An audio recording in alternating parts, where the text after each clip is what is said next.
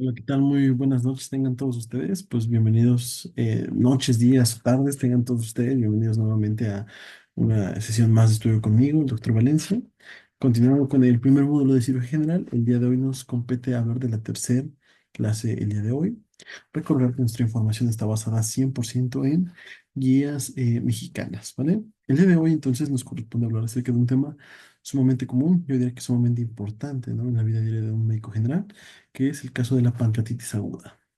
La pancreatitis aguda, entonces, vamos a definirla como la inflamación aguda del páncreas que puede causar complicaciones sistémicas y o acompañarse de locales, así como la disfunción y o falla orgánica.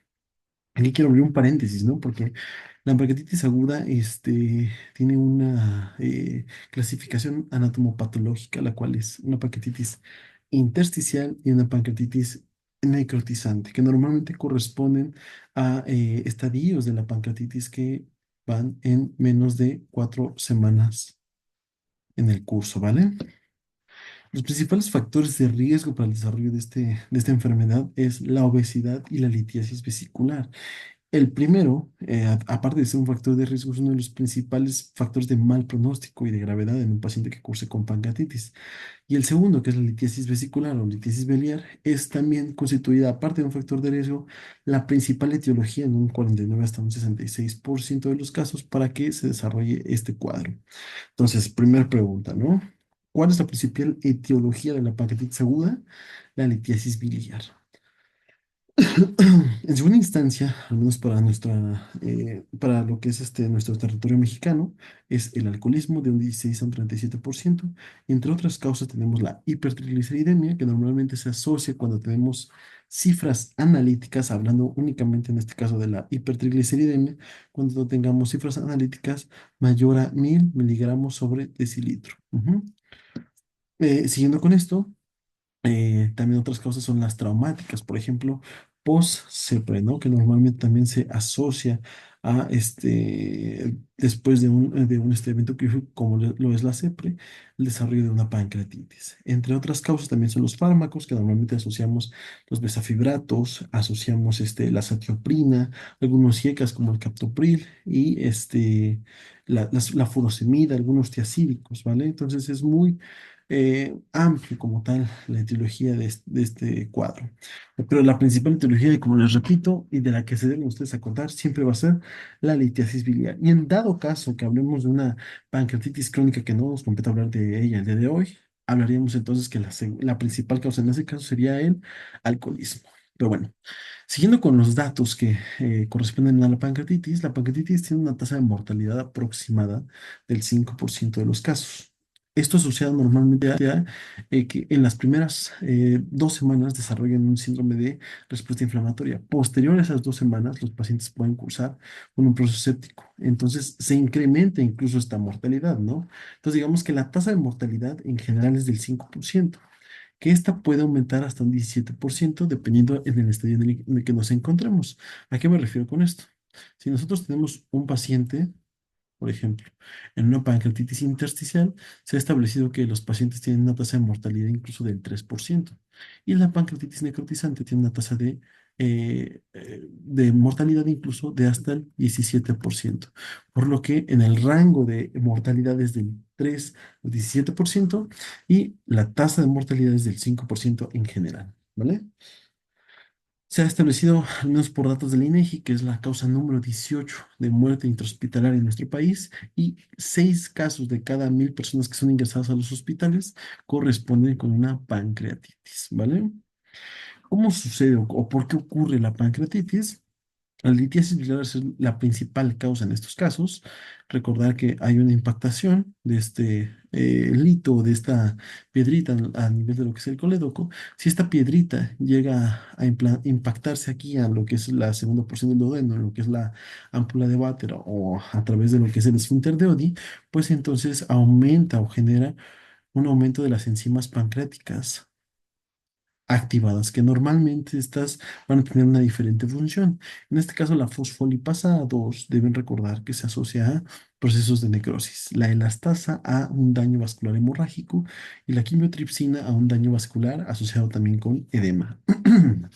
Por ende, en algunos lugares van a ver que la definición de la pancreatitis también se le conoce como la autodigestión del propio parénquima pancreático debido a la activación de estas enzimas pancreáticas dentro de este lugar, ¿vale? Bueno, siguiendo entonces, ya sabemos nosotros un poquito acerca de lo que es la pancreatitis, qué es lo que la causa, ¿no? Pero cómo nosotros lo podemos identificar, ¿no? La pancreatitis normalmente es un dolor agudo, abdominal, localizado ¿dónde? En epigastrio con irradiación hacia espalda y generalmente se le conoce algo conocido como dolor en faja, dolor en hemicinturón. ¿A qué se refiere con esto? El dolor que inicia al nivel de lo que es el epigastrio y que rodea a través de lo que es una banda, ¿no? Hasta llegar a la espalda, es el dolor en el cinturón. Pero existe otro tipo de dolor que nosotros podemos conocer como el dolor de tipo transfictivo. El dolor de tipo transfictivo es aquel dolor en el cual inicia en epigastrio y se irradia hacia espalda, pero como si fuera una aguja, es decir, desde epigastrio hacia atrás dando origen a lo que es una sintomatología clásica de lo que es la pancreatitis, ¿no? Entonces son esas dos presentaciones, ¿no? Pero bueno, en general, es un dolor abdominal agudo, originado en epigastrio con irradiación hacia espalda, de intensidad progresiva y que normalmente puede durar más de 24 horas. Se puede acompañar de muchos síntomas, aunque los que más se asocian son la náusea y el vómito.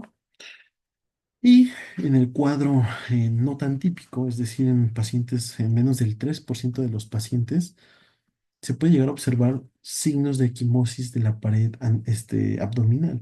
¿Cuáles son estos signos de equimosis? Son los signos de Gray Turner, que normalmente es la equimosis de la pared lateral. La equimosis periumbilical es de lo que conocemos nosotros como el signo de Cullen y el signo de Fox es el que ocurre a nivel de lo que es la zona inguinal. Otros signos como el signo de Brent son estos signos que ocurren a lo que es el nivel de la porción genital. Sin embargo, como yo les comentaba hace un momento, son signos sumamente raros, ¿no? Y que normalmente llegan en pacientes con estadios graves, primera instancia, y en segunda instancia que tengan un curso de su cuadro clínico entre 48 a 72 horas. Por lo cual tiene que ser un paciente que de plano no se quiso tratar el dolor. Entonces son muy raros que lleguen a encontrarse, pero se los pueden llegar a preguntar. Una vez que yo he identificado a mi paciente con pancreatitis aguda, bueno, ¿qué le voy a solicitar, no? ¿O qué estudios son los que le tengo que solicitar? Un paciente se le solicita de primera instancia amilasa y lipasa. Y estos hay que recordar entonces que son únicamente y meramente parte de nuestro diagnóstico, o son para hacer el diagnóstico como tal. La amilasa y la lipasa dentro de estas dos, la que es más específica, la que es más sensible incluso, es la lipasa, incluso encontrándose por más o menos aproximadamente entre 10 a 14 días después del inicio de los síntomas, ¿no? Incluso elevada en su curva de el diagnóstico. Entonces, esta es la principal, la que siempre vamos a solicitar. Existen casos en los cuales en los diferenciales, ¿no? Por alguna otra situación pueden encontrarse elevada la amilasa, por lo que la lipasa es la de elección. Para hacer el diagnóstico de una pancreatitis aguda con laboratorio, tiene que estar elevado 3 veces su valor normal o estándar. ¿Qué otros estudios podemos solicitar? Podemos solicitar la VH, podemos solicitar la química sanguínea, gasometría, pruebas de función hepática, electrolitos séricos y la proteína C reactiva única también la solicitamos. Sin embargo, esta deben recordar que cuando se encuentre con valores mayores a estos, mayor a 5 microgramos sobre decilitro, pues entonces son datos para que nosotros sospechemos de que el paciente cuenta con una, aquí lo escribí mal, una necrosis, ¿no? Entonces, amilasa y lipasa únicamente son diagnósticos. Más allá de eso, podemos a pedirle toda una batería de estudios. PCR, proteína C reactiva, reactante de fase aguda, únicamente bueno, se solicita y únicamente nosotros nos ayuda como un estudio para realizar o establecer la gravedad del paciente. Si tiene más allá de 150 microgramos sobre decilitro, son preguntas clásicas que les pueden llegar a hacer o en el curso clínico de un paciente podemos llegar a observar que estos pacientes cuentan con datos sugestivos de necrosis. En los estudios de imagen solicitamos radiografía de abdomen. Sin embargo, esta radiografía de abdomen normalmente no llega a ser concluyente para ayudarnos en cuanto al diagnóstico de estos pacientes, por lo que sí está justificado solicitarla, pero no nos da un apoyo diagnóstico, por lo que de primera elección o de primera línea va a ser el ultrasonido de hígado y vías biliares. La tomografía, por su parte, es la segunda línea, pero esta corresponde con el gol estándar. Y la resonancia magnética, en dado caso que ninguno de estos dos sean concluyentes, se solicita la resonancia magnética. Entonces quedaría de la siguiente manera. El gol estándar para hacer el diagnóstico de un paciente con pancreatitis aguda es la tomografía. La primera línea es el ultrasonido. ¿Por qué en algunos casos solicitamos primero el ultrasonido y después la tomografía? Bueno, pues primero por el costo-beneficio y en segunda instancia porque es más fácil que un centro hospitalario tenga el ultrasonido que la tomografía. Sin embargo, el gol estándar es la tomografía por el simple hecho de que el ultrasonido en muchas ocasiones, la cámara gástrica, lo que es la porción del duodeno, cuenta con mucho gas intestinal, por lo que esta situación nos dificulta para realizar el abordaje diagnóstico. ¿Y qué estamos buscando en la tomografía y en el ultrasonido? En las dos casos buscamos la presencia, en este caso, en el ultrasonido de lo que es la etiología, ¿no? La coledocolitiasis. Y en la tomografía normalmente observamos nosotros ya lo que es tal cual como tal la necrosis o en este caso la presencia de la inflamación del páncreas. Ujú. Nosotros para diagnosticar gravedad o para hacer el pronóstico de estos pacientes lo hacemos a través del estudio de la proteína C reactiva. Pero bueno, aquí como ustedes verán, puse gravedad y pronóstico de manera dividida, porque en algunos simuladores ustedes verán que la gravedad la manejan únicamente como estudio para proteína C reactiva. Ujú. Y en algunos simuladores dicen el pronóstico es únicamente para la escala de Atlanta. Ujú. Pero son similares. Entonces, si en un simulador les vienen estas cuatro y les preguntan cuál es el estudio clave para, no sé, o cuál de estos es útil para el pronóstico, ustedes ponen Atlanta. Pero si, por ejemplo, vienen estas cuatro y en vez de Atlanta viene, ¿qué les gusta? BH, entonces ustedes ponen proteína C reactiva.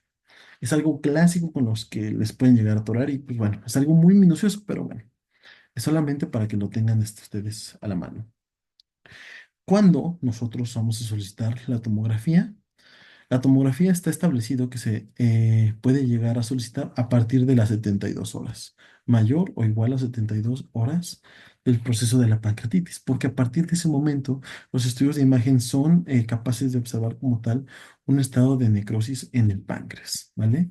Pero bueno, entonces no tiene ningún fundamento que pidamos la pancreatitis, ustedes dirán, ¿no? Porque después de 72 horas, pues ¿cuál es el chiste? Lo que sucede es lo siguiente. El diagnóstico lo vamos a realizar de la siguiente manera.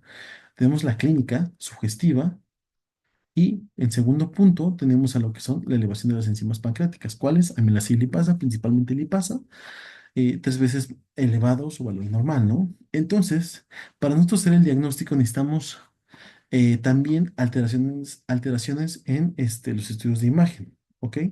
Sin embargo, con nosotros únicamente contar con dos de estos tres criterios o de estos tres ítems, podemos hacer el diagnóstico de pancreatitis aguda.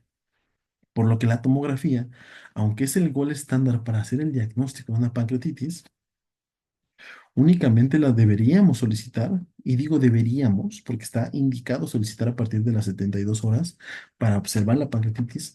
En los medios hospitalarios de México normalmente no ocurre eso, ¿no? Lo que ocurre es que se solicita, independientemente si lleva 1 hora o 2 horas, se solicita la tomografía en busca de sospecha de cualquier otra cosa. Pero bueno, eso es otro punto. Entonces, únicamente quédense con esto. El diagnóstico ocurre con estos tres ítems. Dos de estos tres hacen el diagnóstico y la tomografía hasta las 72 horas la llegamos a solicitar, ¿no? Pero de primera línea, ultrasonido. Cabe destacar que para nosotros en aquellos pacientes que lleguen a urgencias, a los servicios hospitalarios, menos de 48 horas en su curso evolutivo deben ser, si son con un cuadro severo, los pacientes deben ser evaluados a través de una escala conocida como la puntuación o la escala de Apache. que es esta que se encuentra aquí abajo, y que es una escala muy grande, la cual yo creo que no tiene mucho sustento que ustedes la tengan que aprender, ¿no? Porque para un médico general no tiene un significado importante, siendo que es una escala incluso para un ingreso a una unidad de cuidados intensivos hospitalarios, la cual normalmente no tenemos acceso más que en un hospital. Lo que sí es importante aquí es a destacar es que en el momento en que tengamos un paciente con esto en un medio hospitalario, el punto de corte para nosotros decir es un ingreso a unidad de cuidados intensivos es que tenga el paciente más de 8 puntos, ¿no? Y por aquí abajo les puse que la guía de práctica clínica mexicana recomienda o sugiere que puedes realizarle Apache, SOFA, SIRS o BISAP en un paciente con pancreatitis aguda. Ujú. A partir de esto, de la nueva guía, de hecho, del 2020, pues se hizo que se podía realizar entonces el Apache. Y anteriormente, si les llegan a preguntar, había otros criterios, como los criterios de Marshall, ¿no? Estos criterios era a partir de 2 puntos, igual o mayor 2 puntos, para un ingreso a UCI. Ujú. Otros criterios, otros ítems que también nosotros llegábamos a utilizar, eran los conocidos criterios de, permítanme un tantito,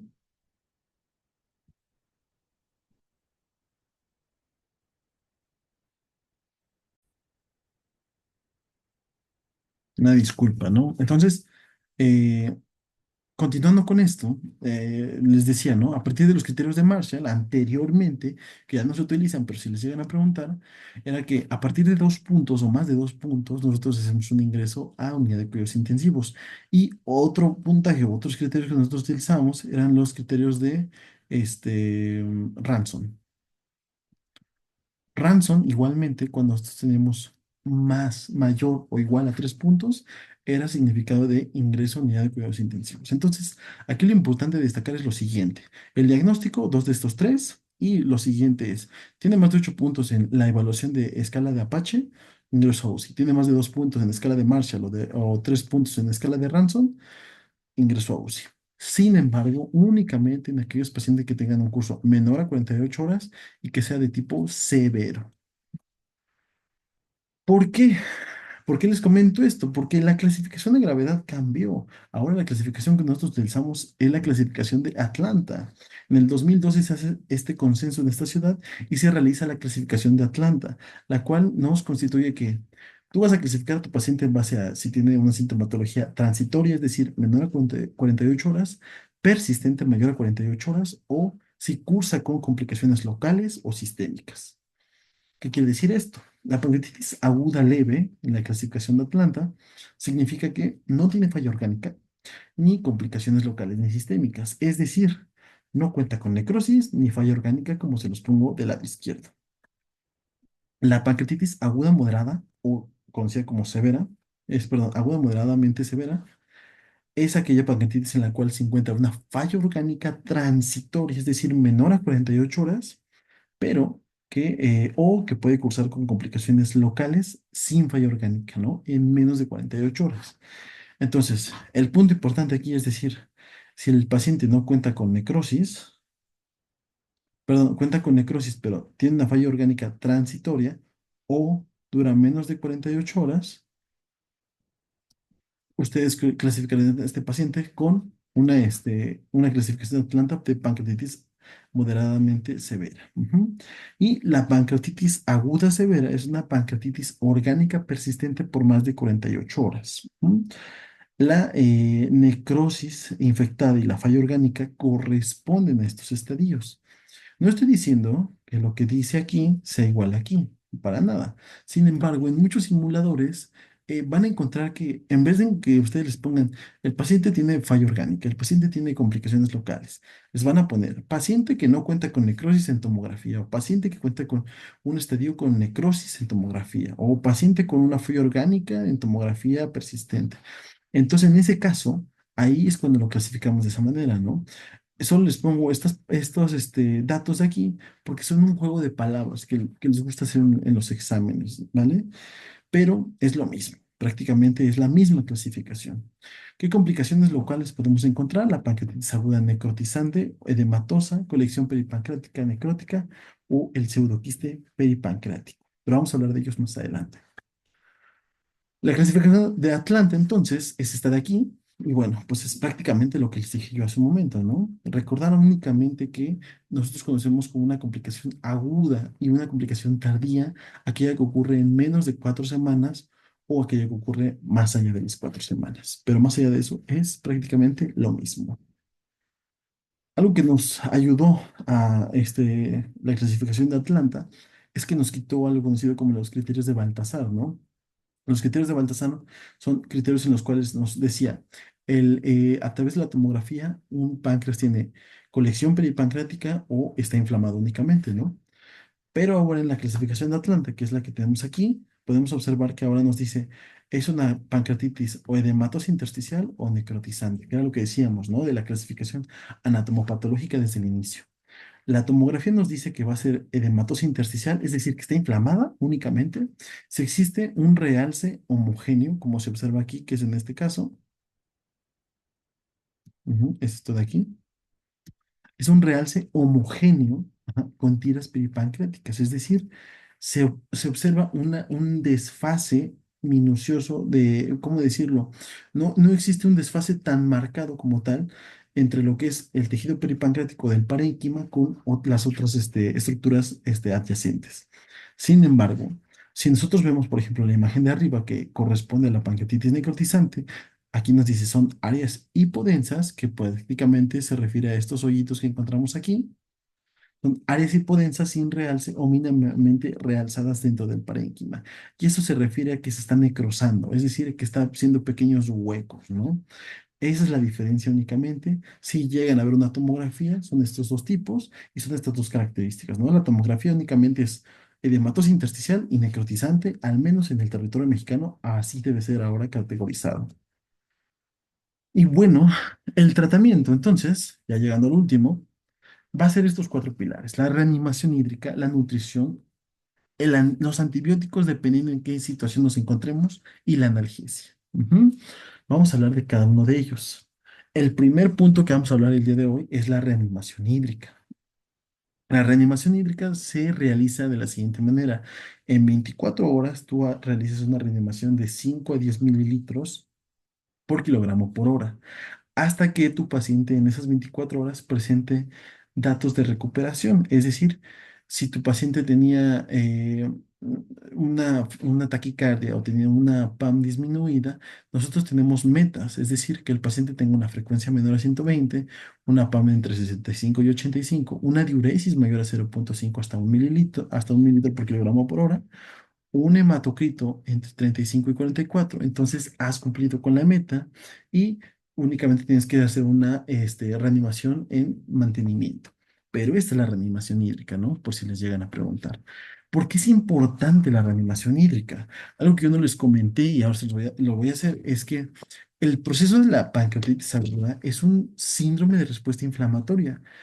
Es decir, que la autólisis o la autodestrucción de este páncreas produce un aumento de reactantes de fase aguda, en este caso de interleucinas, generando una tormenta de interleucinas a nivel de lo que es todo el cuerpo.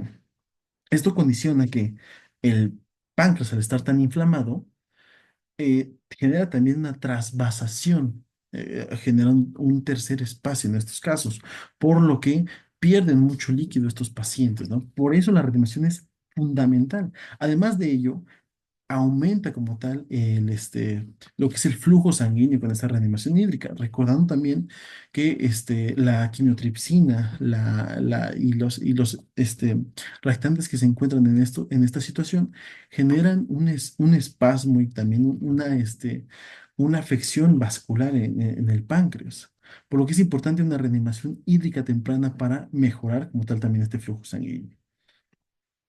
Bueno, ahí la importancia, ¿no? Y la nutrición. La nutrición anteriormente, en las guías pasadas, se recomendaba que ocurriera en menos, si estábamos hablando de un paciente con un estadio leve, en menos de 48 horas. Sin embargo, ahora se sabe que debe realizarse en menos de 24 horas si hablamos de un paciente con un estadio leve. Si hablamos de un paciente con un dolor leve que puede tolerar la vía oral, la indicación de la nutrición es una alimentación vía oral. Incluso se ha aconsejado que pueden ser alimentos con una ingesta muy baja, pero sí con una ingesta de alimentos copiosos. No estoy diciendo que se echen una garnacha en unos tacos, no, no, no, pero sí estoy diciendo que ya no está establecido que se realice la clásica nutrición a base de líquidos claros, sino que ahora se puede hacer el uso de dietas blandas desde un inicio en pacientes con estadios leves. En segunda instancia, en la nutrición moderada a severa, nosotros hacemos el uso de la alimentación enteral a través de una sonda nasoyeyunal.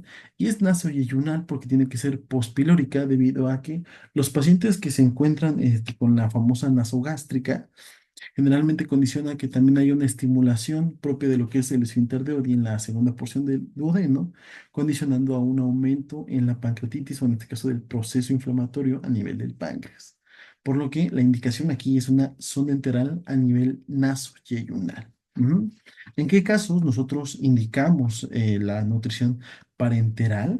Únicamente en aquellos pacientes donde la nutrición o los requerimientos nutricionales no se hayan podido lograr a través de lo que es la sonda enteral y en dado caso donde sea muy grave o estemos ante un cuadro muy severo y tengamos que hacer requerimiento como tal de una sonda parenteral. Los antibióticos no se recomiendan en una pancreatitis, ¿no? ¿En qué pancreatitis sí se llegan a solicitar en un curso pues, qué decir que no es únicamente inflamatorio, es una pancreatitis necrotizante infectada? Es el único caso en el cual nosotros podemos solicitar, o más bien hacer el uso como tal de antibióticos. ¿Y qué antibióticos utilizamos? El imipenem, el ciprofloxacino, y está indicado cuando, si tu paciente tiene datos de una PCR mayor a este valor, estamos hablando de, aquí está mal, ¿eh? Entonces, esto es, bueno, esto está bien. Lo que sucede es que aquí está mal, son 120 miligramos sobre decilitro, no son 1200, perdón.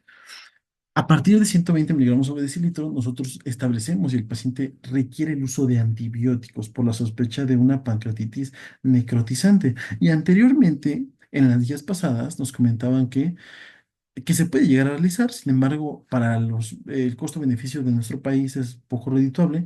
Podemos también solicitar lo que es la procalcitonina. La procalcitonina, por su nombre de ella, a partir de 8 nanogramos por arriba de este valor, es cuando nosotros decimos que el paciente tiene como tal datos sugestivos de una pancreatitis infectada. Sin embargo, como comento, ya no se realiza, ya no se está establecido, no porque no funcione, sino porque en costo-beneficio no le conviene como tal a nuestros centros hospitalarios de nuestro país para que se pueda realizar, ¿no? Entonces, aquí lo importante es lo siguiente: si está infectado o si tiene estos valores analíticos, tú le tienes que iniciar antibióticos. ¿Cuáles? Imipenem y ciprofloxacinos, carbapenémicos y fluoroquinolonas, debido a que el principal agente etiológico en este caso de la pancreatitis infectada es Escherichia coli. Y dirás, ¿cómo crees que le vamos a dar únicamente por Escherichia coli un carbapenémico, no? Sin embargo, los carbapenémicos son utilizados de primera línea debido a que son los medicamentos o los antibióticos con mejor penetrancia a nivel de lo que es el parénquima pancreático. Esa es la razón, ¿no? Para casi ya terminar, la analgesia, que es importantísima porque si nosotros disminuimos la inflamación, disminuimos también lo que es, aumentamos el flujo sanguíneo, disminuimos la trasvasación al tercer espacio y por ende también disminuimos como tal el síndrome de respuesta inflamatoria, ¿no? Entonces la analgesia es súper importante. Ahora, ¿qué antibióticos perdón, qué analgésicos se establecieron para este manejo? En los casos leves, deben recordar únicamente que se utilizan los famosos AINES. En casos moderados, se utilizan lo que son los derivados de la codeína, pero de baja potencia, o los que corresponden como tal a los opioides de baja potencia. Y esto se realiza en base ahora a lo que es la escala del dolor de la OMS.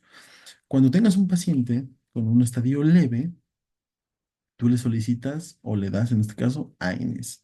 Si tiene un estadio moderado, le puedes solicitar de tanto del segundo como del tercer escalón. Y del cuarto escalón, en casos muy graves, que es anecdótico, pero sí se llega a realizar y les ayuda bastante, es el cuarto escalón en casos severos.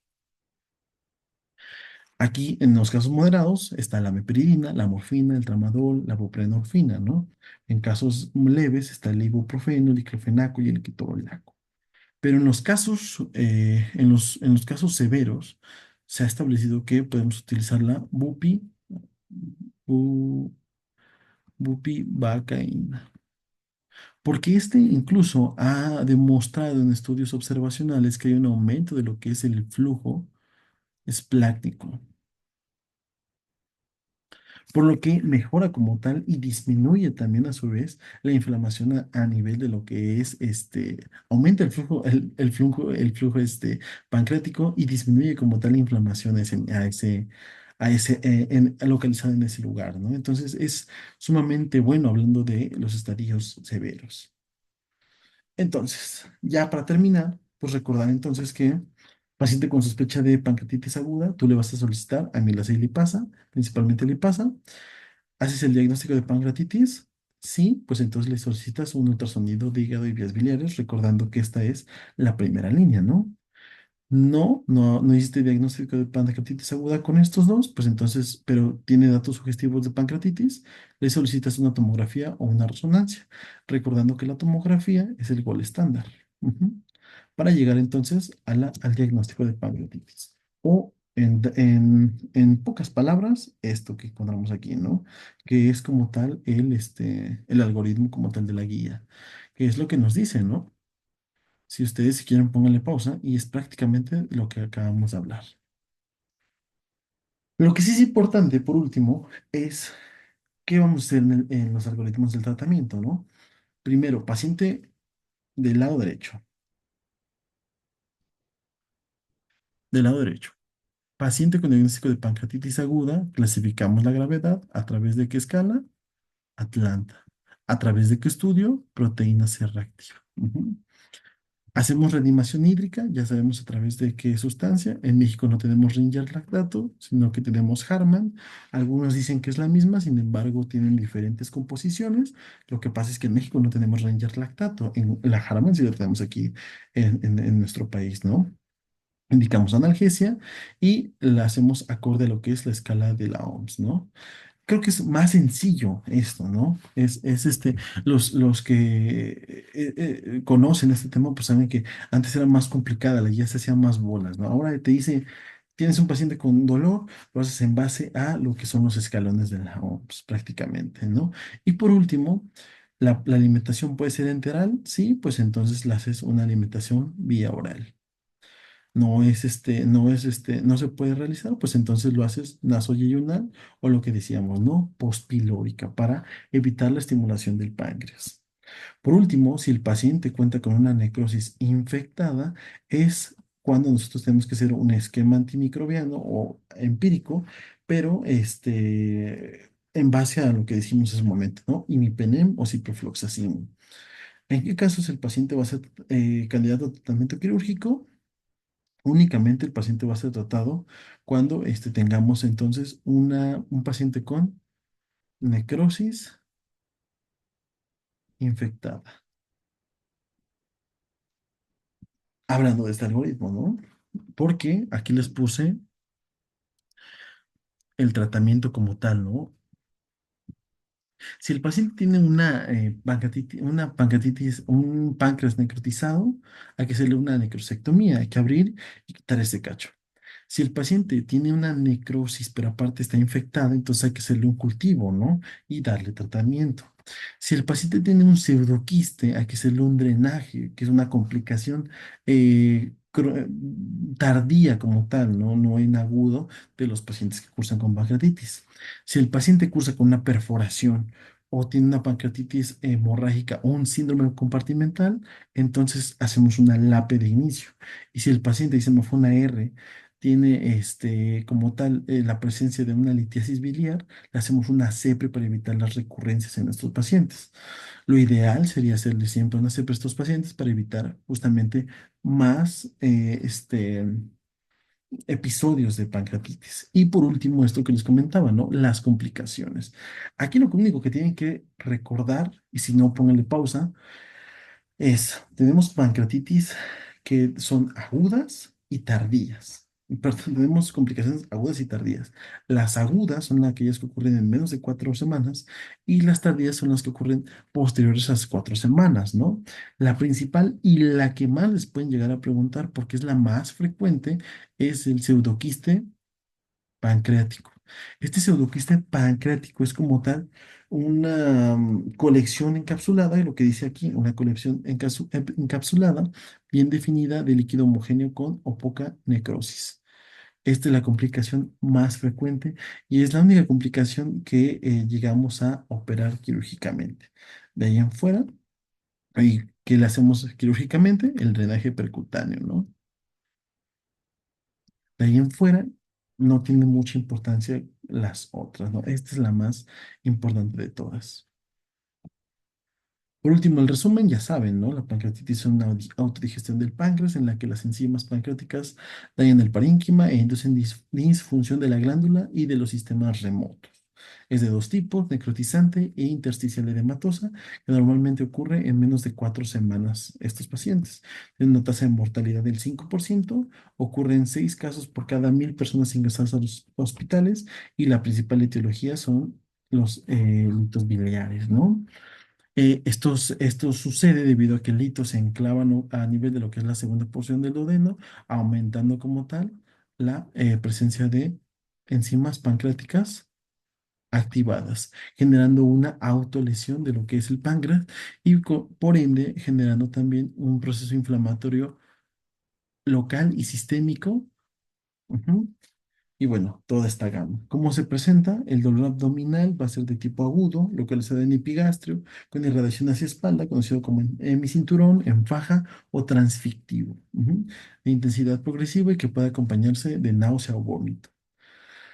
Hacemos nosotros la clasificación en pacientes con pancreatitis a través de la clasificación de Atlanta y es la clasificación aguda leve cuando tengamos un paciente sin falla orgánica y sin complicaciones locales, aguda moderadamente severa cuando hay una falla orgánica menor a 48 horas y complicaciones locales o sistémicas sin falla orgánica, y pancreatitis aguda severa cuando hay una falla orgánica persistente o es decir mayor a 48 horas, ¿no? El diagnóstico lo hacemos si ya existe la presencia de dolor abdominal, aumento de las enzimas pancreáticas o alteraciones en los estudios de imagen. Si tenemos dos de estos tres, es diagnóstico. Y el tratamiento lo hacemos a través de los cuatro pilares: reanimación hídrica, nutrición, antibióticos si es que está infectada y analgesia. Y pues, prácticamente eso sería todo. Este es un resumen un poquito más escueto, pero realmente yo creo que si lo verifican bien, o sea, la pancreatitis no es un tema, yo me hice bolas, ¿no? O sea, es una guía larguísima que les recomiendo no leerla, pero realmente es un tema en términos sencillos muy, muy sencillo. ¿No? Bueno, vamos a terminar por último con la sesión de preguntas, ya saben, póngale pausa, 3 segundos y vamos a continuar con la respuesta. Uno, dos, tres. De sospecha de necrosis, que estudio de imagen está indicado. Recordar lo que les dije, que la tomografía, además de que es el gol estándar, es el que nos va a ayudar a diferenciar entre un estadio intersticial edematoso y necrotizante, como bien lo dice la clasificación de Atlanta, ¿no? El ultrasonido abdominal es únicamente la primera línea. ¿A las cuántas horas debe iniciarse la nutrición enteral? Anteriormente se conocía que en menos de 48 horas debía realizarse la nutrición enteral por parte de las guías pasadas. Sin embargo, ahora se sabe que en un paciente leve debe realizarse en menos de 24 horas, ¿no? 3 segundos. Ponle pausa. Siguiente. ¿Cuál es la meta de gasto urinario? Recordar que las metas normales en un paciente Bueno, para empezar, ¿no? Las metas es un paciente que tenga un gasto urinario en una pancreatitis grave mayor a 1 mililitro por kilogramo por hora. Sin embargo, lo normal es encontrarse en estos estadios, ¿no? Ahí está la clave. La meta es esta, pero este es el estadio normal, por si se llegaron a equivocar. El signo consiste en una equimosis de la pared lateral, ¿no? Eso corresponde a Gray Turner. Si hablamos de Cullen, es una equimosis periumbilical. Y si hablamos de Fox, a nivel inguinal, ¿vale? 3 segundos. ¿Qué enzima tiene mayor especificidad para el diagnóstico de pancreatitis? La lipasa, ¿no? Porque la amilasa incluso puede llegarse a disminuir. Imaginémoslo de esta manera, ¿no? Tenemos nuestra gráfica y la amilasa llega a subir así. Mientras que, vamos a ponerlo de otro colorcito, mientras que la lipasa se mantiene, ¿no? Y se mantiene normalmente hasta los 14 días y esta se mantiene hasta los 5 días. Ujú. A pesar de que la amilasa se llega a elevar incluso antes que la lipasa, no por una diferencia tan grande, también disminuye inmediatamente esta, ¿no? Cabe destacar aquí que la amilasa y la lipasa, como les decía yo hace un momento, ¿no? Estas dos son diagnósticas, no son pronósticas, ajá. Porque muchas veces en los servicios hospitalarios ocurre que un paciente con diagnóstico de pancreatitis, bueno, pues lo que hacen es hacerle sus curvas, sus famosas curvas de amilasa y lipasa, ¿no? Les van solicitando diario amilasa y lipasa y van viendo cómo ellos va bajando o subiendo, pero pues eso es la curva como tal o propia de lo que es el curso de la amilasa y la lipasa, de la enzima. No es el curso del pronóstico del paciente. Entonces, bueno, pero eso es algo que ya sabemos, ¿no? Entonces, la enzima con mayor especificidad, debido a que incluso la especificidad puede ser hasta del 99%, es la lipasa. Ujú. Y la que más se encuentra elevada, la que más dura, la que es más sensible es la lipasa. ¿Cuál de las siguientes opciones nos ayuda a determinar entre un cuadro leve y grave? La clasificación de Atlanta, ¿no? Y ustedes podrían pensar, como les decía yo, ¿no? Todas están bien, sin embargo, Ransom ya no se utiliza, por lo que esta sería una opción mala. Apache sí se utiliza, sin embargo, es únicamente para estadios graves. Ujú. Y nunca hablamos de leucocitosis porque es un reactante de fase aguda que puede encontrarse elevado en cualquier situación. Sin embargo, la clasificación de Atlanta sí estipula cuál es la diferencia entre un estadio leve, moderado y grave, ¿no? Entonces, esta sería la respuesta más correcta. 3 segundos.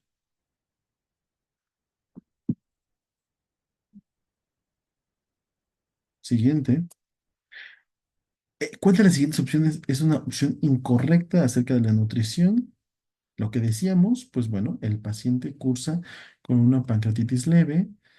El dato aquí es que dura menos de 48 horas cuando debería ser menos de 24 horas, ¿no? ¿Qué medicamento analgésico está contraindicado? Pues aquí es nada más únicamente por descarte, ¿no? La nalbufina, debido a que el ibuprofeno, el naproxeno y el diclofenaco son medicamentos que están indicados en primera línea como los ANs en este caso, ¿no? 5 segundos, póngale pausa. 1, 2, 3, 4, 5. Y bueno, aquí yo no les comenté esto porque lo que siempre les digo, ¿no? La sesión de pregunta es para que ustedes vean en qué se equivocan y aprendan algo nuevo, ¿no? Y no necesariamente algo que ya hayamos visto. Si tenemos un paciente aquí, en este caso joven, la pancreatitis crónica es un tema muy corto, ¿no? Prefiero explicarlo aquí. Si tenemos un paciente joven, ujú, con el antecedente del alcoholismo, que esta es la principal causa de pancreatitis crónica. Ujú. Tenemos que sospechar una situación de pancreatitis crónica. Y si en una tomografía, en un estudio de imagen, se observan calcificaciones pancreáticas, es por hecho que nosotros tenemos que pensar en una pancreatitis crónica. Entonces, en los estudios de imagen vamos a encontrar calcificaciones pancreáticas. El estudio de imagen ideal es el ultrasonido en este caso. Ujú. Pero aquí al realizar una tomografía, lo que dice aquí, se encuentran igual calcificaciones, pues bueno, la pancreatitis crónica sería la opción más correcta. 3 segundos de esta pregunta. Una, dos, tres. ¿Qué estudio de laboratorio será más útil para establecer el diagnóstico de pancreatitis aguda? Ya la sabíamos, la lipasa. Creo que se repitió. ¿Qué escala predice mejor la mortalidad en las primeras 48 horas? Apache, ¿no? Y aquí yo creo que nada más están bien si llegaron a poner BISAP, ¿no? Porque sí está indicado, ¿no? El BISAP, incluso el Ransom y el Marshall dijimos que ya no, pero si se los llegan a preguntar ya sabemos eso. Pero sin embargo el Apache tiene incluso mayor peso por arriba del Bizarre. Es la única situación aquí por la cual es la respuesta correcta. Si les preguntan qué escala predice mejor, siempre va a ser Apache por encima de BISAP, pero las dos son correctas, ¿no? Y el BISAP es menor debido a que tiene menos ítems, ¿no? Lo que pasa es que el Apache tiene o abarca muchísimas cosas, ¿no? Y en el BISAP únicamente ocurre estos cinco, la tasa del boom, lo que es el estado mental, el síndrome de respuesta inflamatoria, la edad, y si hay una efusión pleural. Entonces, son solo 5 ítems cuando Apache son cerca de, creo que como 15, la verdad es que no me acuerdo, pero a eso se refiere, ¿vale? Aquí lo importante destacar es, si tienes más de 8 puntos, acuérdate que es ingreso a UCI, ujú, en la escala de Apache. Y lo que yo les decía, ¿no? Ya no usamos criterios de Baltasar. Y dices, ah, cabrón, ¿por qué nos pone esto? Porque se los pueden preguntar. Únicamente esto es para que ustedes lo recuerden, ¿no? Si en el internado, si en el servicio, o si en los servicios de cirugía se los llegan a preguntar, ¿a qué corresponden 3 colecciones? Es al estadio E. Y los estadios son páncreas normal, cuando sea un grado A, aumento del tamaño, un grado B, el grado C es como tal ya una inflamación peripancreática y a partir del grado D hay una colección extrapancreático o intrapancreática. Ujú. Siga, la siguiente, 3 segundos.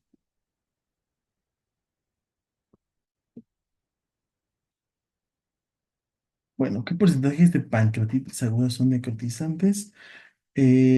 Yo les comentaba que, bueno, no, creo que no se los comenté, pero bueno, el 80% de los pacientes, ¿no?, en nuestro país cursan con un estadio leve. En un 20% cursan con un estadio moderado a grave. Dentro de estos se incluye como tal también a lo que son las pancreatitis necrotizantes, por lo que corresponde con este porcentaje, ¿vale? Eso es dentro de la epidemiología. ¿Qué porcentaje de los pacientes presentan ataques recurrentes a la pancreatitis? Igual esto pues es algo nuevo, ¿no? Hasta un 20%. Y esto ocurre porque normalmente a los pacientes no se les realiza lo que es la CEPRE, ¿no? Recordando que la principal causa es enfermedad de la vía biliar. ¿Qué datos analíticos se toman en cuenta para hablar del pronóstico? Este yo creo que era más fácil porque recordar aquí que estas son diagnósticas, entonces esta no podría ser. Lo que les dije, diagnóstica, esta no podría ser. Y aunque esta podría ser, para pronóstico, no, normalmente no utilizamos la hemoglobina, utilizamos más el hematocrito. Ujú. Porque normalmente cuando se encuentra elevado son datos de hemoconcentración que también nos habla como tal de inflamación en el paciente. Ujú. Por lo que en este caso, la respuesta más correcta sería esta. Aparte de que el boom lo utilizamos en ítems, tanto el boom, el hematocrito como la creatina los utilizamos como ítems en la escala de Apache. Ujú. Y bueno, pues eso ha sido todo el día de hoy. La verdad es que he estado ocupado también por eso tardé un poquito en subir el video. Pero bueno, aquí está, ¿no? Y para que sigamos repasando estos temas. Les dejo una recomendación. Es un libro que estoy apenas leyendo. La verdad es que está bastante, yo diría que bastante acorde a lo que nosotros vivimos como médicos. Es un libro muy corto de ensayos de 130 páginas y que incluso el autor explica al inicio del libro que es un libro encaminado ni siquiera para nosotros, sino más bien para aquellas personas que quieren llegar a estudiar eso, ¿no? Entonces, creo que está muy interesante. A mí se me hizo, pues, aparte de que está como tal basado en toda la práctica médica mexicana, creo que es un libro muy atinado, ¿no? Y que sería bueno que lo llegasen a leer. Pero bueno, ahí está la recomendación. Y eso sería todo por el día de hoy. Pues agradecerles y que tengan bonita tarde, bonito día o bonita noche. Hasta luego.